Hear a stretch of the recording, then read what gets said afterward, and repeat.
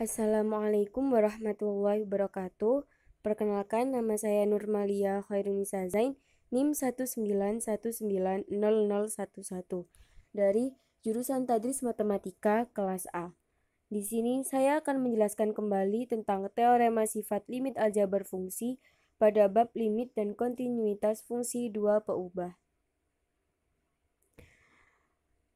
Disajikan teorema sifat limit aljabar fungsi dengan misal limit f x, y untuk x, y mendekati a, b sama dengan L dan limit g x, y untuk x, y mendekati a, b sama dengan M.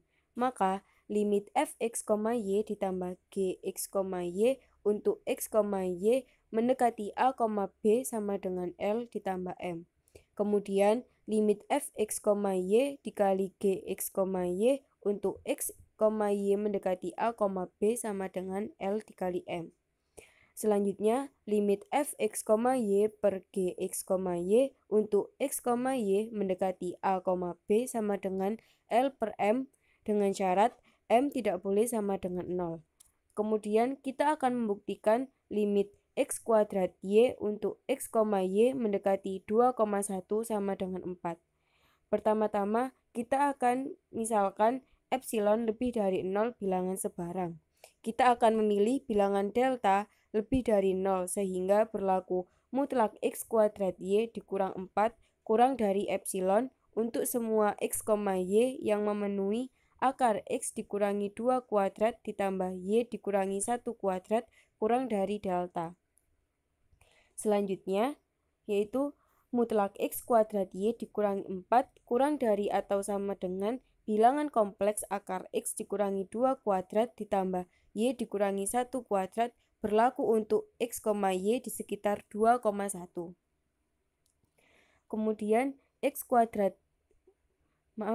mutlak x kuadrat y dikurangi 4 sama dengan mutlak x kuadrat y dikurangi 4y ditambah 4y dikurangi 4 kurang dari atau sama dengan mutlak y dikali mutlak x kuadrat dikurangi 4 ditambah 4 dikali mutlak y dikurangi 1 kurang dari atau sama dengan mutlak y dikali mutlak x ditambah 2 dikali mutlak x dikurangi 2 ditambah 4 mutlak y dikurangi 1. Jadi di situ terdapat x kuadrat dikurangi 4 dapat diuraikan menjadi x ditambah 2 dan x dikurangi 2. Kemudian kita harus menaksir nilai mutlak y dikali mutlak x ditambah 2 di sekitar 2,1. Untuk itu kita batasi titik x, y yang memenuhi. Karena limit tersebut adalah untuk x, y mendekati 2,1, maka nilai yang ditaksir berada di sekitar 2,1. Misalkan akar x dikurangi 2 kuadrat ditambah y dikurangi 1 kuadrat kurang dari 1, akibatnya mutlak x dikurangi 2 kurang dari 1 dan mutlak y dikurangi 1 kurang dari 1. Selanjutnya, mutlak x ditambah 2 sama dengan mutlak x dikurangi 2 ditambah 4 kurang dari atau sama dengan mutlak x dikurangi 2 ditambah 4 kurang dari 1 ditambah 4 sama dengan 5. Untuk y, mutlak y sama dengan mutlak y dikurangi 1 ditambah 1 kurang dari atau sama dengan mutlak y dikurangi 1 ditambah 1 kurang dari 1 ditambah 1 sama dengan 2.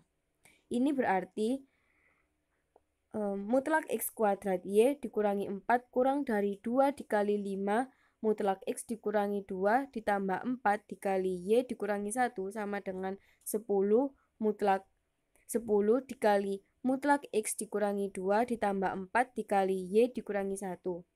Kemudian 10 dikali x dikurangi 2 kurang dari atau sama dengan 10 akar mutlak x dikurangi 2 kuadrat ditambah mutlak y dikurangi 1 kuadrat. Kemudian 4 kali mutlak y dikurangi 1 kurang dari atau sama dengan 4 akar mutlak x dikurangi 2 kuadrat ditambah mutlak y dikurangi 1 kuadrat. Kemudian selanjutnya yaitu dengan menghitung akar x kuadrat y, maksudnya mutlak x kuadrat y dikurangi 4 kurang dari 2 dikali 5 dikali mutlak x dikurangi 2 ditambah 4 dikali mutlak Y dikurangi 1 sama dengan 10 dikali mutlak X dikurangi 2 ditambah 4 dikali mutlak Y dikurangi 1 kurang dari atau sama dengan 14 akar mutlak X dikurangi 2 kuadrat ditambah Y dikurangi 1 kuadrat. Dengan mengambil ruas kanan lebih kecil dari epsilon, maka 14 akar X dikurangi 2 kuadrat ditambah Y dikurangi 1 kuadrat kurang dari epsilon. Maka mutlak X kuadrat Y dikurangi 4 kurang dari epsilon. Kemudian delta dapat dipilih yaitu delta lebih dari 0 kurang dari epsilon per 14.